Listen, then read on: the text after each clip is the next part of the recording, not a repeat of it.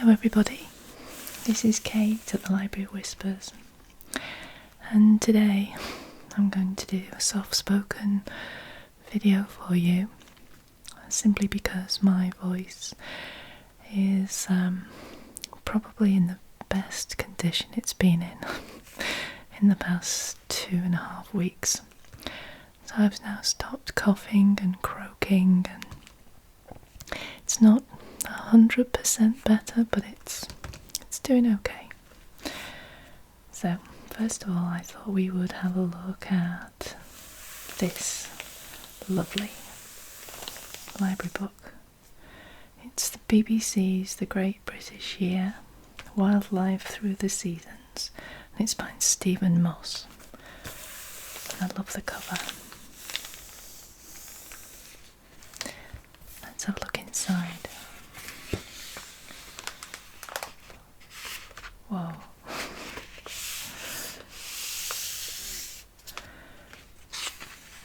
That's a big mouth. I presume that's a shark. There's some really nice pictures in here. Isn't that pretty?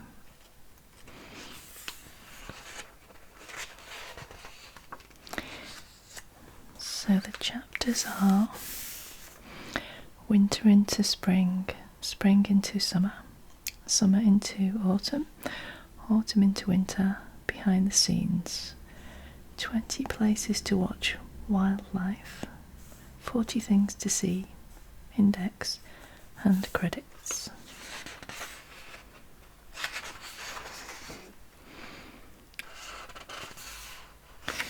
Now, I'm going to bring down my lamp just to make it a bit easier for me to see, and hopefully there won't be too much of a shine on the page. Okay, so I think we'll read this introduction. It has been said that Britain is a nation obsessed with the weather. I'd agree with that. Historically, the changing weather has been inextricably linked with our survival, but weather ensures a good harvest, while wild weather can mean devastation. So, we humans have learned to work with the changing seasons. Our diet is determined by the animals and crops we rear and harvest, just as their survival depends on the life cycles and seasonal activities of the wider natural world. The subject of our seasons has long attracted the attention of TV programme makers, especially those in the world-famous BBC Natural History Unit based in Bristol. But the Great British Year uses the latest modern technology to give us the deepest insight yet into our national obsession. Cleverly, the production team challenged the conventional approach of 4 seasons as distinct from one another, and instead showed how nature actually proceeds in a series of subtle changes that occur from day to day, month to month, and season to season. Thus, each of the 4 programmes in this series covers a 3-month period of transition: winter into spring, spring into summer, summer into autumn, and finally autumn into winter. They do so because what is truly fascinating about the seasons is the way that different plants and animals respond in different ways, and at very different times, to subtle but important changes in day length, temperature, and weather. As we journey from the beginning of the year to its end, we watch the survival secrets of wildlife from across Britain.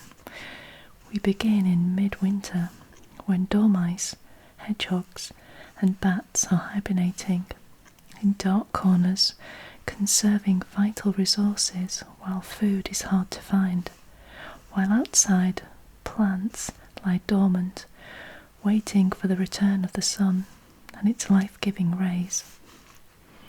Many birds leave our shores for winter climes, while those who stay behind, like ptarmigans, I think maybe that's how you say that.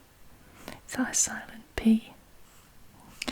Battle the elements in some of our most extreme landscapes in the Scottish Highlands, alongside mountain hares and stoats.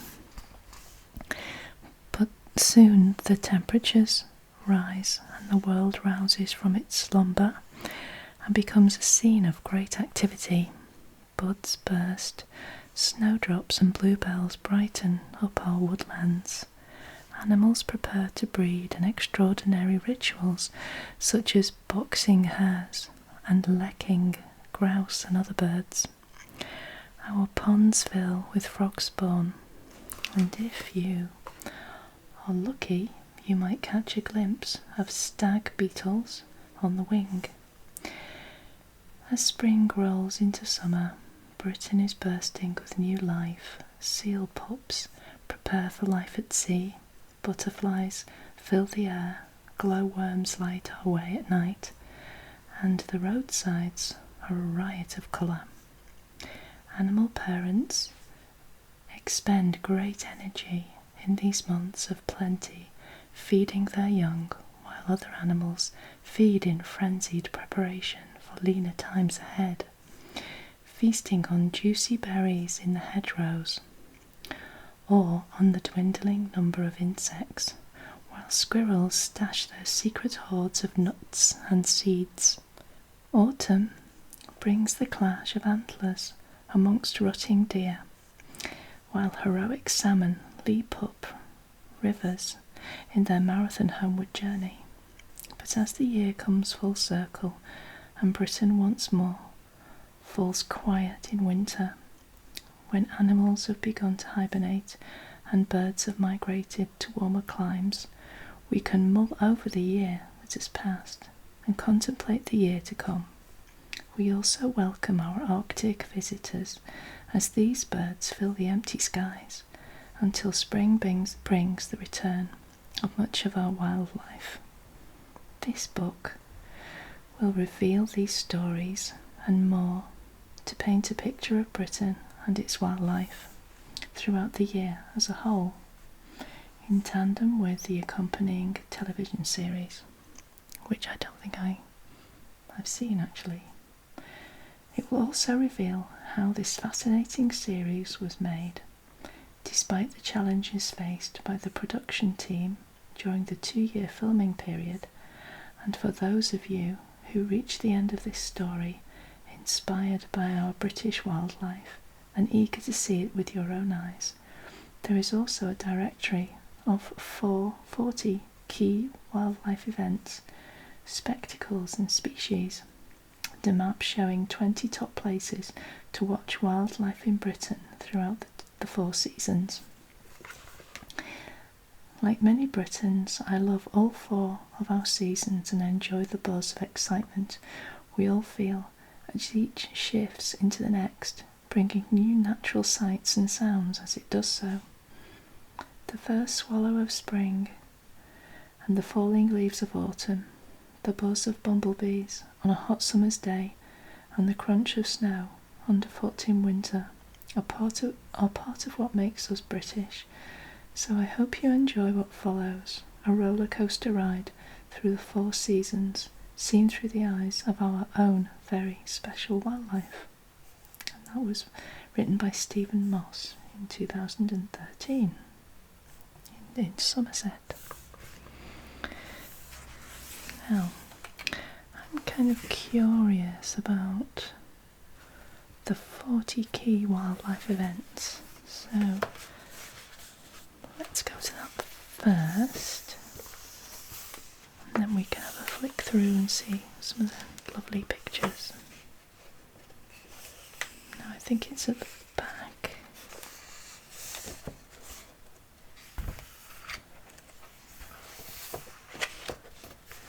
Let's see. Now that's 40 things to see. Look at him. 20 places to watch wildlife.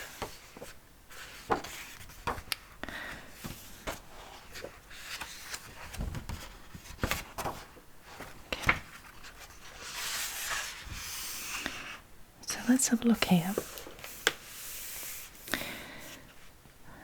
Now, as you may or may not know, let me show you where I live.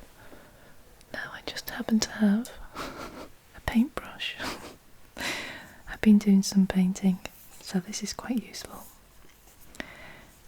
Now, I live in this area here. So interestingly, 11 is this one.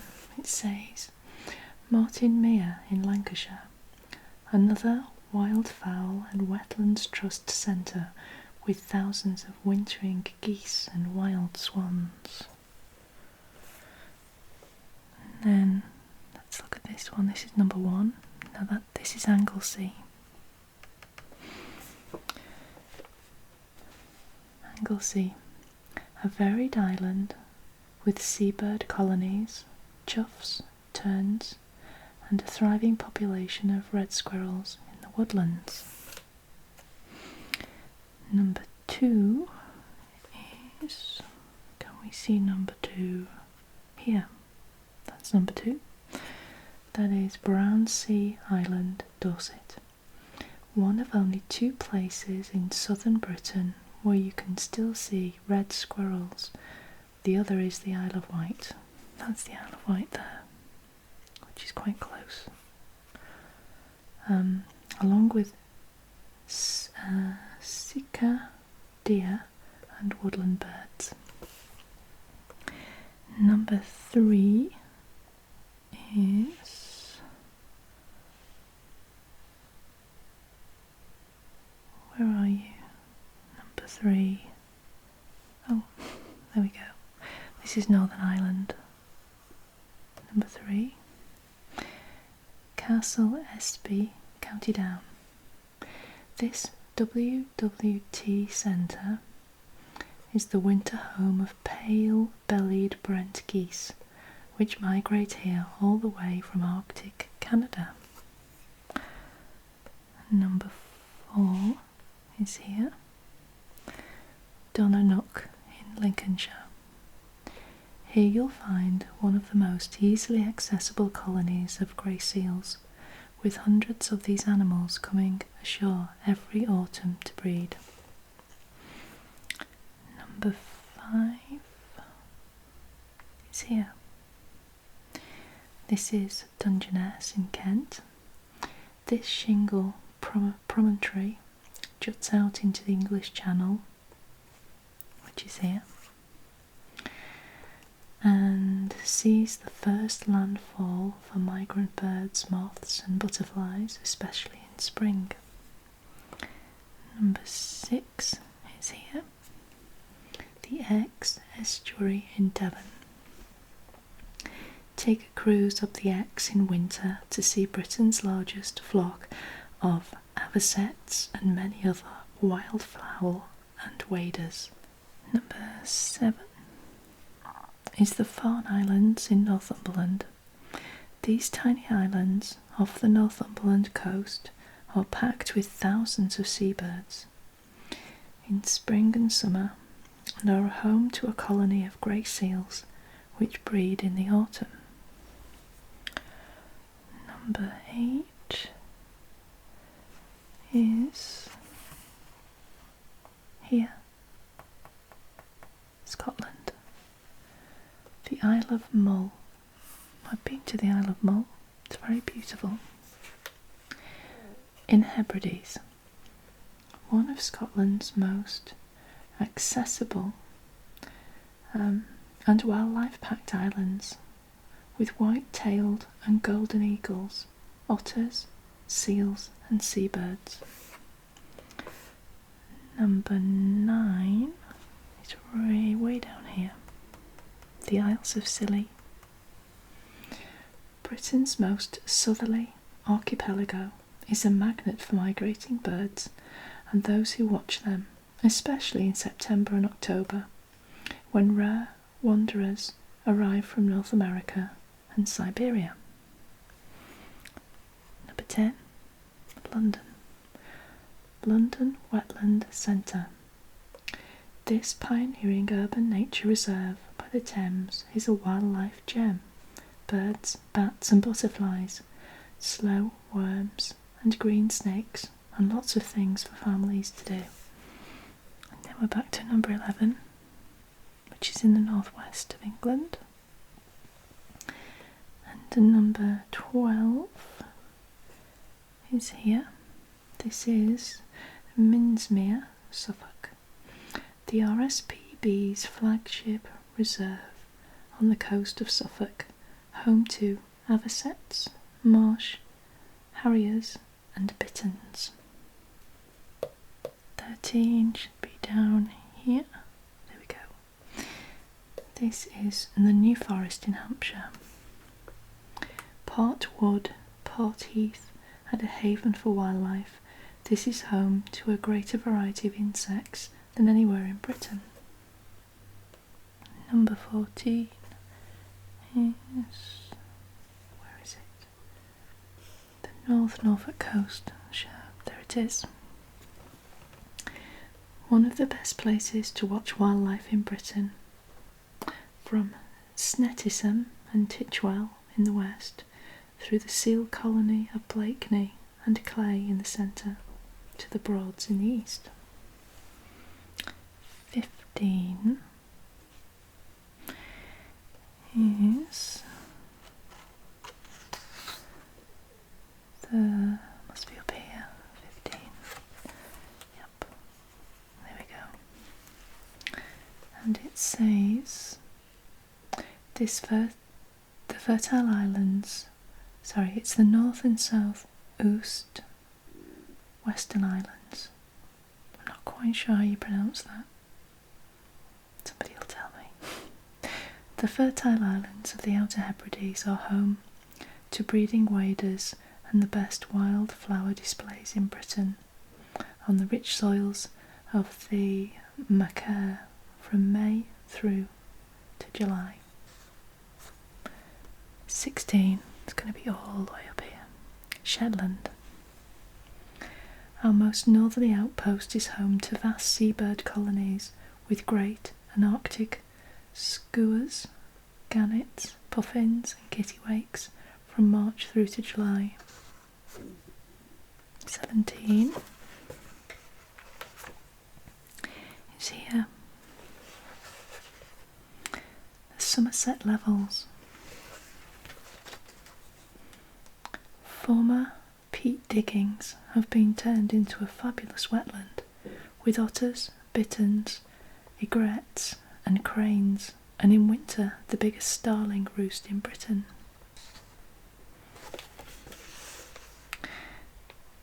18 is... Where are you, 18? Here. This is Speyside and Cairngorm Islands, our last true wilderness, with ptarmigan and mountain hares on the high tops, ospreys and crossbills in the valleys, and red deer roaming the hills. I think that's Cairngorm actually. Is that how you say that? Again, someone will tell me. 19 here. This is Thursley Common in Surrey, Britain's premier site for dragonflies, with more than 20 different species, plus adders and heathland birds such as woodlark, tree pipit and Dartford warbler. And number 20 is in Wales. Ooh, so this is, now I'm almost certainly going to get this wrong, Innis, here or higher, Ceredigion, or Ceredigion, I think. A magical woodland reserve in the heart of Wales, with breeding red kites, pied flycatchers and a host of woodland wildlife and wild birds. And there we go.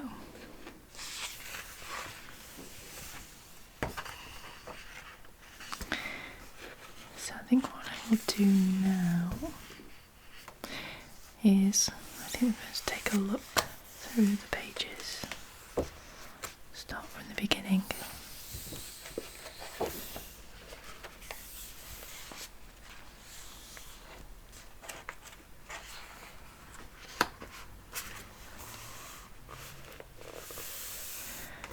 Now here, this is a beautiful fox. With his brick red coat, the fox may stand out amongst the winter snows, yet he finds rich pickings at this time of year, when many small mammals and birds are struggling to survive because of the cold.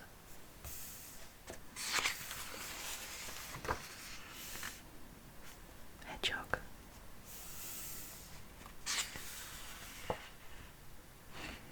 I think he's curled up into a ball.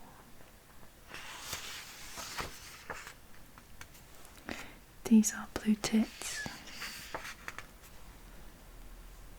They may be small, but they always manage to hold their own at bird feeders, ensuring that they get plenty of energy-giving seeds and nuts to help them survive the long, cold winter nights.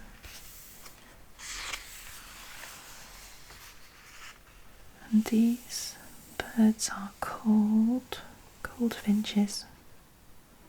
And this plant is called a teasel.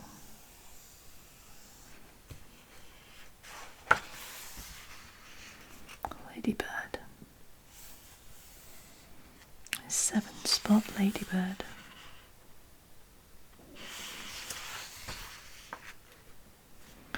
Classic winter scene. Grey skies. This is the Brecon Beacons in Wales. National Park.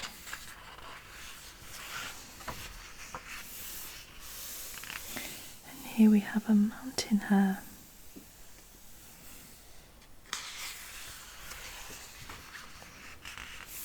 Very cold looking. So this is where I am. The little tiny spot. In the northwest of England. It's not quite as cold as this map at the moment, but I'm sure we might get there. Oh, that's interesting. Let's read this. So this picture was taken on the 7th of January 2010. NASA's Terra satellite photograph left. Now, interestingly, in 2010, I was living over on this side of the country.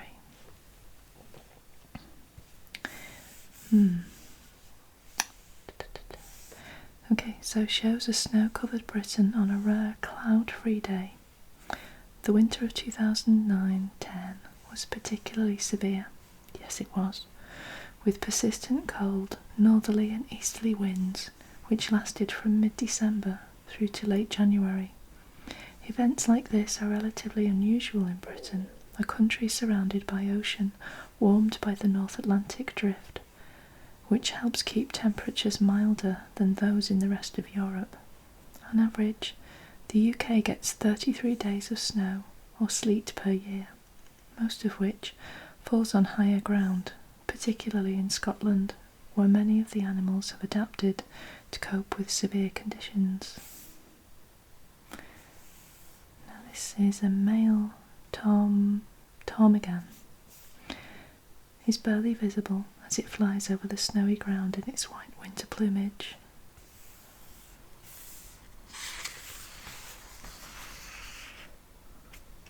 And here we have a red kite.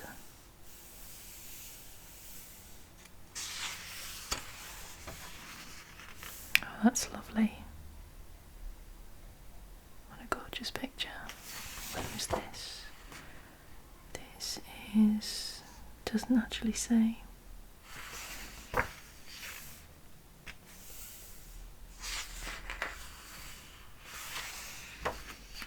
Lovely owl.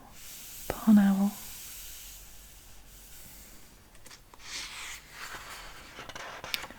nice owls of winter.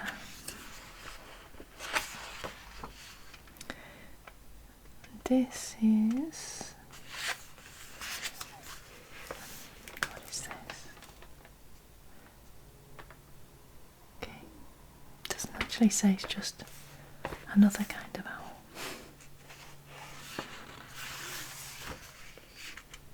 The mighty oak. Beautiful picture. Covered in snow. Frost. And these are...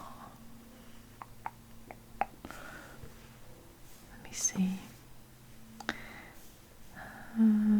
Small dabbling ones. Dabbling... oh, ducks. Sorry. I completely missed that word, ducks. They are, of course, ducks.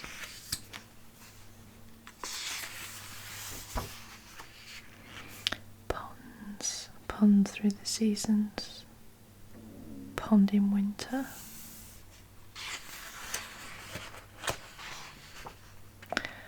Predatory peregrines. Gosh, look, looks like he's got a hold of a pigeon. Maybe he's just giving him a lift. Don't think so, somehow. I think he's the next meal.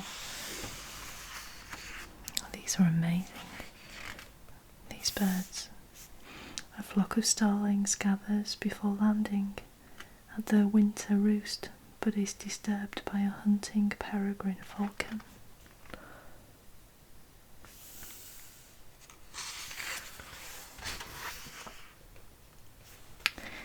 And here, Britain's oldest tree. Look at this. Now I think I've seen this before. Let's have a look. What did it say? In the corner of a churchyard in Fortingall, a quiet little village in the Highlands of Perthshire, Scotland, stands Britain's most ancient tree. Were it not separated from the rest of the churchyard by a low stone wall, you might easily dismiss it as just another gnarled and crooked yew tree. But the Fortingall yew is more than any old tree. It is the oldest tree in Britain, and possibly in the whole of Europe. It was certainly alive when Christ was born, and when Julius Caesar invaded Britain. And it may have been very old even then. Its age has been estimated at between 2,500 and 5,000 years, which makes it not just the oldest tree, but also the oldest living thing in Britain. Wow. That's incredible.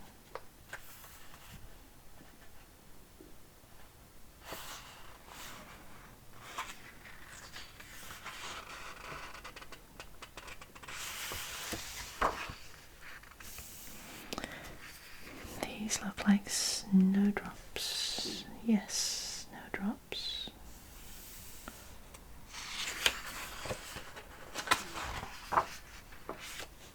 And here we have a frog and some frog spawn.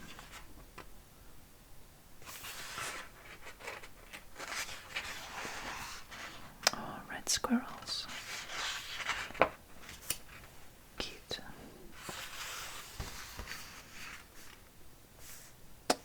Okay, so that looks like they were the winter pictures. I think we'll definitely have another look at this book again. It's very nice. Let's go back to this picture. Okay, so I'll leave it there.